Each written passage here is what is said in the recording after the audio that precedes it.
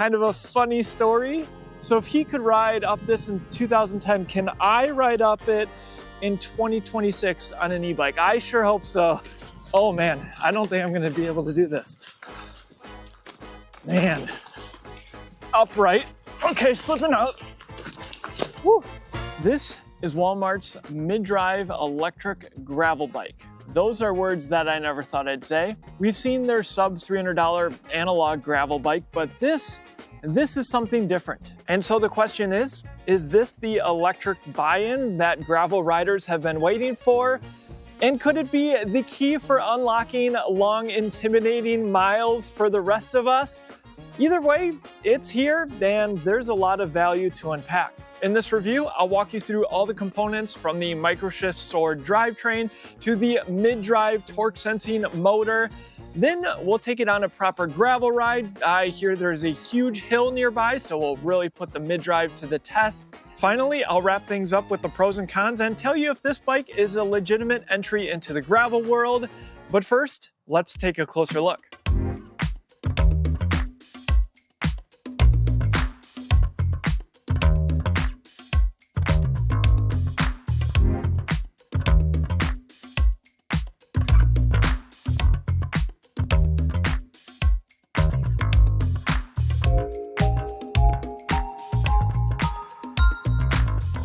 So first off, the bike carries the Ozark Trail brand name, and it's called the G.2 Rebel Plus. Now it's important to note, this bike, not sold in stores, available only online. The price is unbelievable. You can check up-to-date pricing by checking the link down in the description or scanning the QR code on your screen.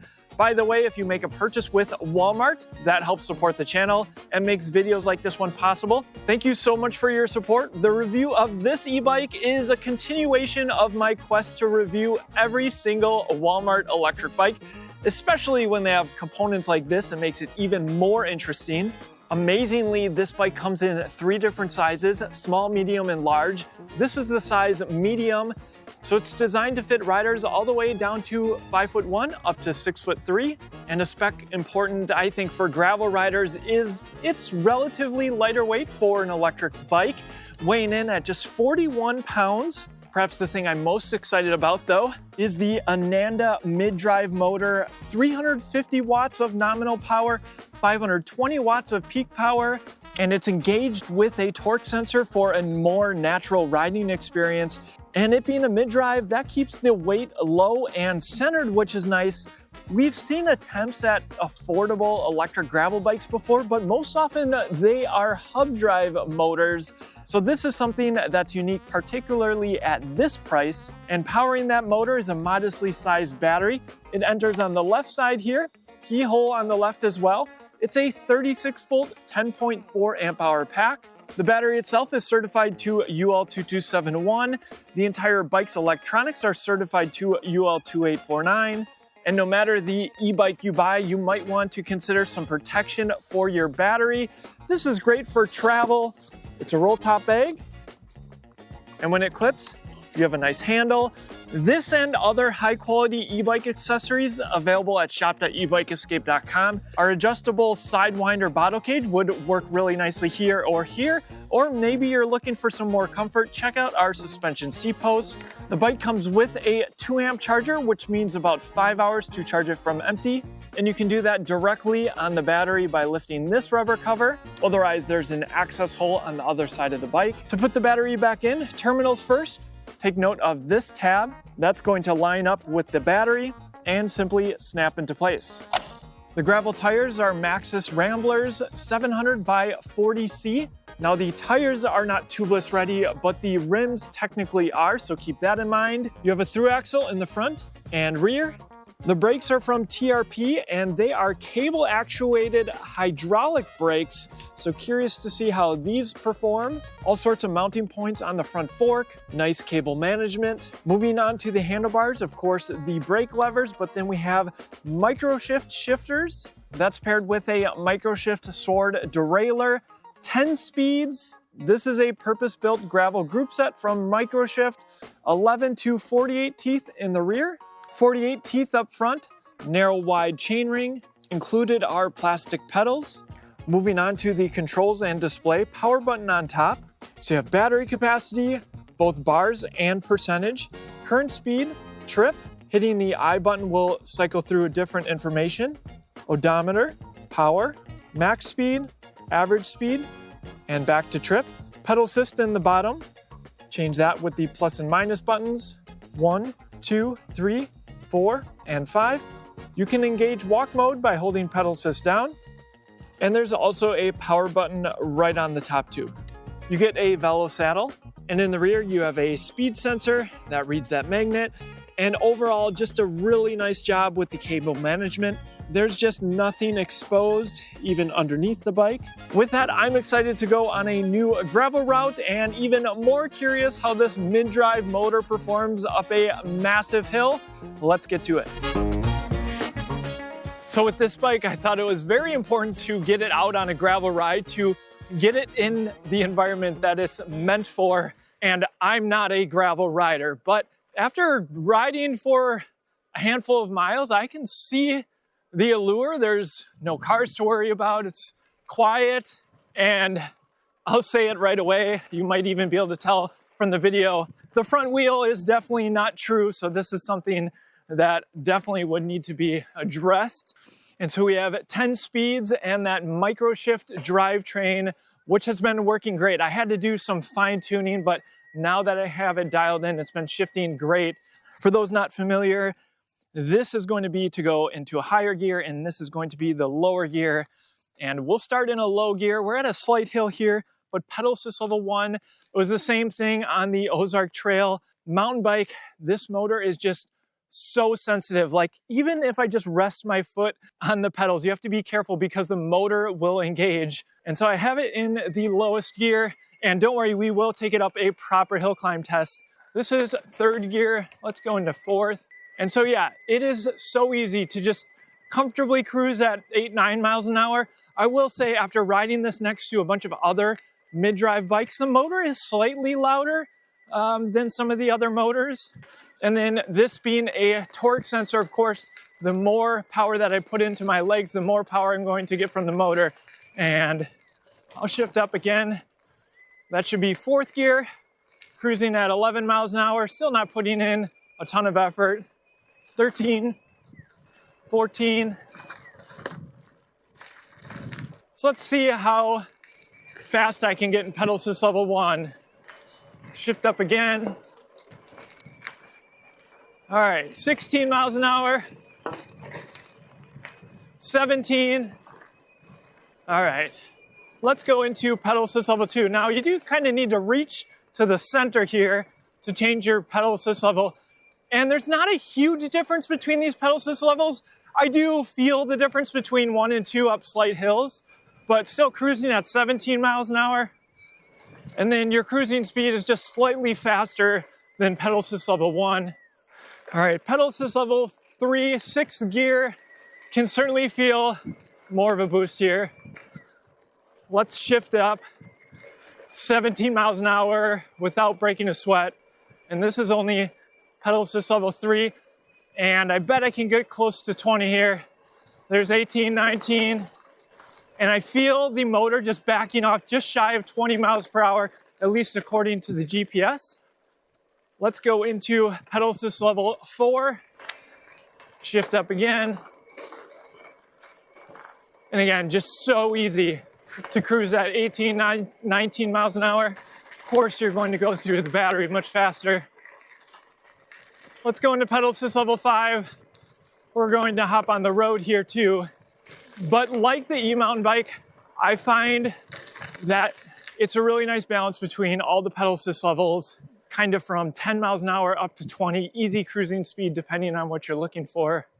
All right, still in pedal assist level 5, now on smooth road, going down a small hill. So from a gearing perspective, I think you're totally fine. I mean, I'm going 21 and the motor's not helping me, and it's a really slow cadence. This is in the highest gear, and I want you guys to kind of see the acceleration in pedal assist level 5. So let's try that. So I have it in the lowest gear, pedal assist level 5. We'll see how fast I can get to 20. And there you go, shifting up. There's 14, 16, shift up again, 19, and that's where I feel the motor backing off. All right, and these are not full hydraulic brakes. They're cable actuated hydraulic brakes, and they've performed just great. I mean, I think the best way to describe it is just how they work. I mean, they feel like mechanical disc brakes when you pull them. They're just slightly harder than hydraulic, but then you certainly have more stopping power. And so if I get up to speed here, we'll do it at the mailbox here. All right, yeah, these brakes have no problem. And I would expect nothing less from a name brand like TRP. All right, with that, let's get into our hill climb test and see how this motor handles a massive hill. All right, I found it. The infamous President Bush push. Actually, I'm not sure if it's infamous, but you can read the sign. Kind of a funny story. So if he could ride up this in 2010, can I ride up it in 2026 on an e-bike? I sure hope so. First attempt of the President Bush push will be in pedal assist level 1. It's a little wet, a little slippery, a lot rocky. Oh man, I don't think I'm gonna be able to do this. All right, I'm calling it there. Woo! Maybe need a better line next time. All right, second attempt. Let's go in pedal assist level 5. The GoPro just does not do justice to this hill. It's so big. I'm going to try to stay on the main trail here this time. Oh, wow, okay, so much easier. I barely need to spin my legs now. It's more just keeping the bike upright. Okay, slipping out. Woo. Okay, I'm gonna give it one more try. I think that was actually a little too much torque. So I think the challenge here isn't necessarily the motor power. It's just keeping traction.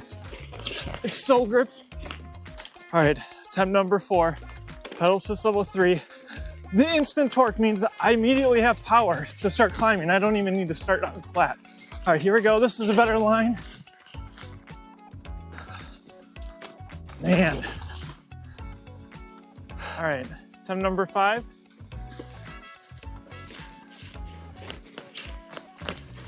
Slow and steady. Yeah. All right, attempt number 6. Didn't help that it just rained this morning.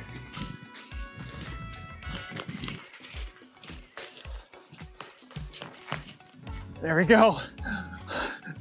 Okay. Oh, come on. All right. Got past the rocky section. Okay, woo! So much easier. Wow.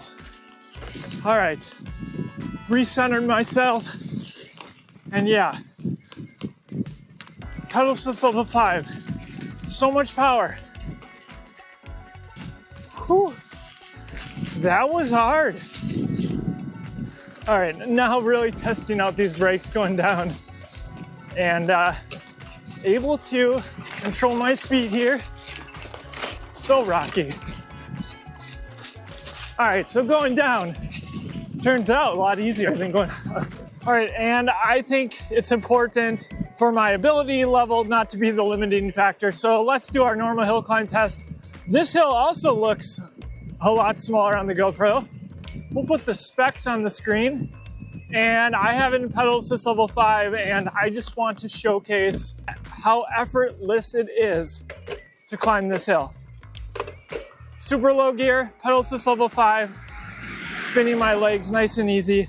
Of course, if I had it in a higher gear, I'd be able to get a little bit more power from the motor given it's a torque sensor. But for the price for a mid-drive, to have this capability is just crazy. Let's shift up a little bit. So I was cruising at 8, which is good in itself. All right, now just putting moderate effort. And yeah, this motor has no problem, 80% now. And for those curious, yesterday, it was about a 12-mile ride. I was in pedal assist level 1 or 2 for the most part, besides my testing it at higher speeds. And I was at 60% battery. So yes, smaller motor, but lighter bike. So range is still a decent. I think President Bush showed me up on this one. With that, let's get into the pros and cons of the Ozark Trail G.2 Rebel Plus. At this point with the Ozark Trail Rebel Plus, I'm genuinely wondering what Walmart won't do. I would have expected a premium commuter e-bike before an electric mountain bike, and definitely before an electric gravel bike. Either way, this is a statement. Stepping back, it's kind of wild that this is a sub $1,500 gravel e-bike. But let's look closer. It's a mid-drive gravel e-bike with drop bars and actual gravel-specific components. In the e-bike world, finding a mid-drive system which offers a much more premium ride under $1,500 is extremely rare. Finding it on a gravel-ready platform like this, that's simply unheard of. So first, where it shines. The motor is the absolute highlight. Like the Ozark Trail e-mountain bike we recently reviewed, this delivers a very natural riding feel. It doesn't feel like it's going to do the work for you, it just complements your pedaling, which is exactly what gravel cyclists are looking for. Though I will add that the pedal assist is extremely sensitive, so if you pick this bike up, just be careful. The battery is admittedly small compared to many of the other e-bikes we review on the channel, but that helps keep the weight down, and more than most e-bikes, this one is made to be pedaled. I think 20 miles of range is an easy floor, of course depending on all of the factors that go into range. And if you're an avid cyclist, you might see 40, maybe more, but certainly that's going to be in the lower pedal assist levels. Then there are the components. The microSHIFT gravel drivetrain performed well and should help win over riders who might normally dismiss the Ozark Trail name. I also liked the cable-actuated hydraulic disc brakes. They take a bit more effort to pull than hydraulics, but they felt solid and performed great. Toss in the Maxxis tires and the fact that they offer 3 frame sizes, and you have a surprisingly strong feature set for the money. But what would I change? If you're used to e-bikes with controls at your fingertips, that's just not the case here. Switching between the pedal assist levels on the fly isn't so easy because you need to reach for the middle. Maybe this isn't a big deal if you stick with the same pedal assist level during your ride, but when you tackle hills, it's likely you'll want to change the pedal assist level. I also noticed the motor backing off slightly before hitting 20 miles per hour. Honestly, I would have loved to see this be Class 3 capable for speeds up to 28 miles per hour. The motor feels like it has the legs for it, and a 28 mile per hour top speed would have made this a killer commuter. Also keep in mind the motor is a bit louder than some of the high-end mid-drives, though still quieter than many hub drive motors. Next, there's the question of support. This demo bike actually arrived with a wheel that needed truing. Since this is Walmart, it's hard to know how technical issues like that will be handled long term.